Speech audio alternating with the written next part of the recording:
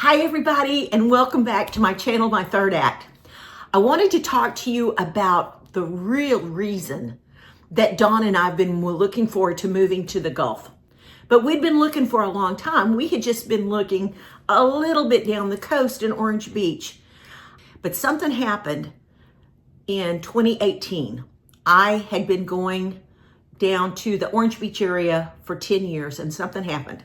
I went down for a week by myself for some mental rebooting, and I was going to get groceries, and I'm walking up to the grocery store, and in front of the grocery store, there is a cute little convertible parked with the top down, and in the convertible is a beautiful dog. As I recall, it was like maybe a German Shepherd sitting in the front seat of the car, and that German Shepherd had on goggles, like goggles that a dog might wear if they were riding on a motorcycle. And the dog was kind of strapped into a part of the seatbelt. And my thought, I'm from Memphis.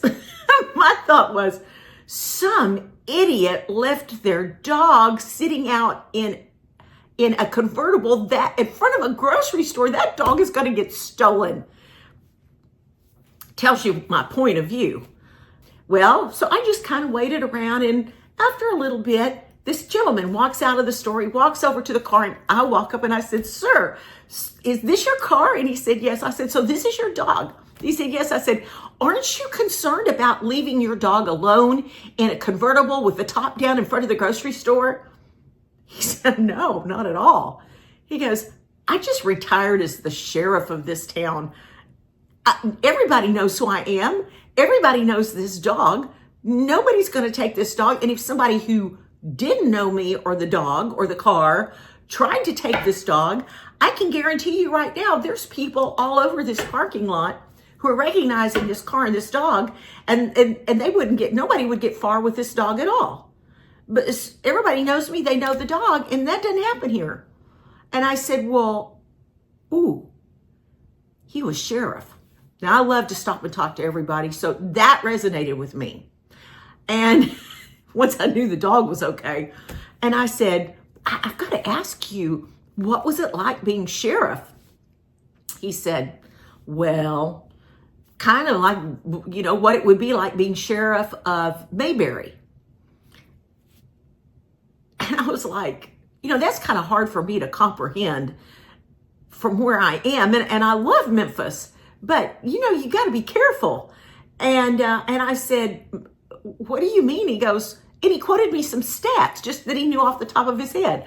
Like, I think he'd been sheriff for a couple of decades. There might have been one homicide, and it was a familial dispute. And he named off some of the kinds of crime that they deal with. It was just baby stuff. And he said, "This is a wonderful, wonderful place to live. It's the best place I ever could have chosen. And I'm so glad I'm here, and I just would never want to leave. It's a fabulous place to live." I never forgot that. That was when I started thinking, 2018, wow, maybe this is a place I might want to live down here instead of just having a second home, which I had never really been able to afford. And that's why I hadn't bought anything. But actually physically moving down and making that my primary residence. And then there were other things that I encountered, I learned from talking to people there. It was in 2018 that after that conversation that I realized I don't want to be down here just primarily because I love walking on the beach and the energy of it and all of that. I want to be down here because I want to be in Mayberry too. I've been dealing in non-Mayberry. I want to move to Mayberry. So from then on, I really started talking more to the wait staff that I would meet, the people in stores. And since I did not go to the Gulf in the middle of summertime, I generally would have time to talk with people.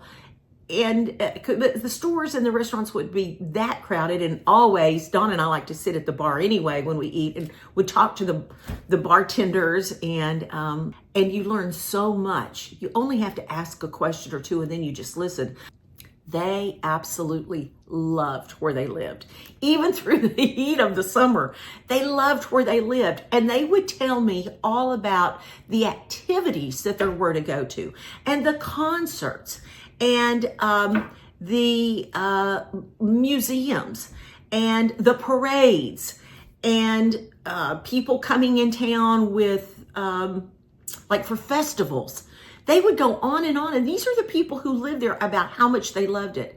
They also talked about how much their kids loved it and how much they loved the school system.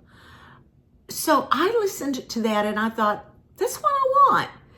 It's really cool that it also happens to be here at the Gulf that's the closest for me to drive to, but that's what I want. And that's when I discovered that it really wasn't, the beach wasn't the main reason I wanted to move to the Alabama shores or to Florida shores.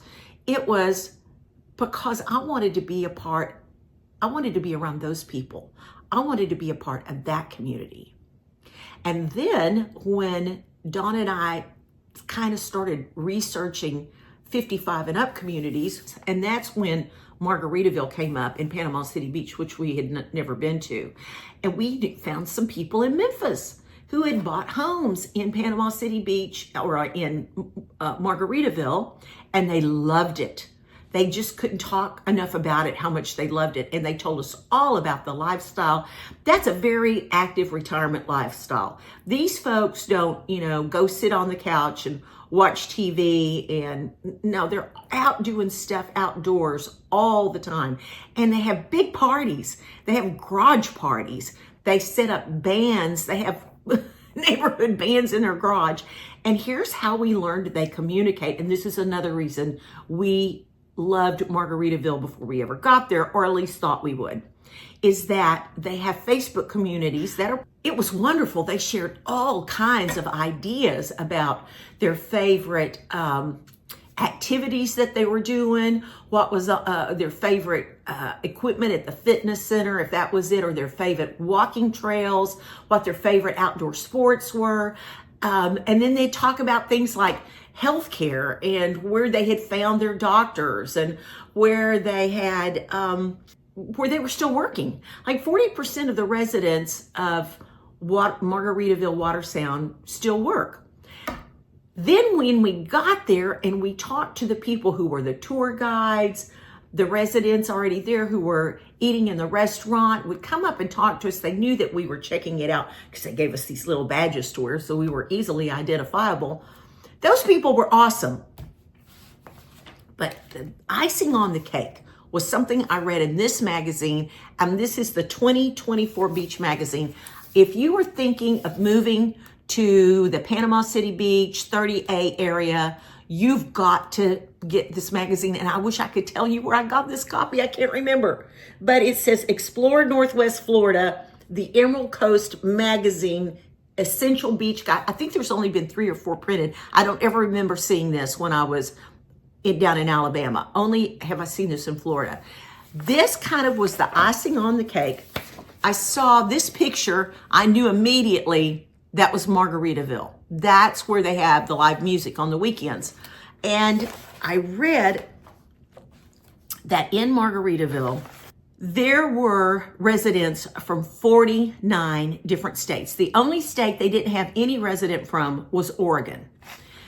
So I loved that it was a melting pot of people from around the country, because that means you're going to have 49 different sets of ideas and opinions and backgrounds and cuisines and the things that people like to do, like the games that they like to play or the music they like. There's like so much variety in the folks that you meet. And I loved that. I missed getting to meet people from all across the country. And now I'm going to get to do that. So that's something, if you're thinking about a community of 55 and up that has pickleball courts, some tennis courts, some bocce ball, and the live music on the weekends, and a restaurant and a bar that overlooks the waterway, a kayak launch, waterway to look at. They're building a marina right there too. That's not part of Water Sound, but the city is building a marina. And our HOA fees on our house are, I think they're going to be $325 a month. I mean, this is extremely reasonable. I just loved reading this article, and the people who live there, one of them said, I love living here because there's so much to do.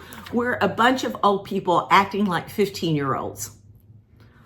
And I thought, yeah, I like that. I like a bunch of old people acting like 15-year-olds. Why not enjoy life to the best in your third act?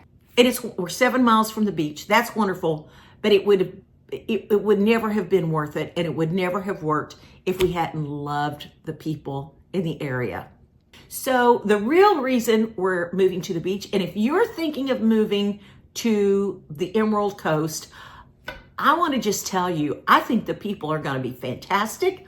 If you like living around people with a lot of different backgrounds and bringing a lot of different ideas and thoughts and fun things, cuisines, just all kinds of backgrounds to the table, then I think you'd be moving to the right place.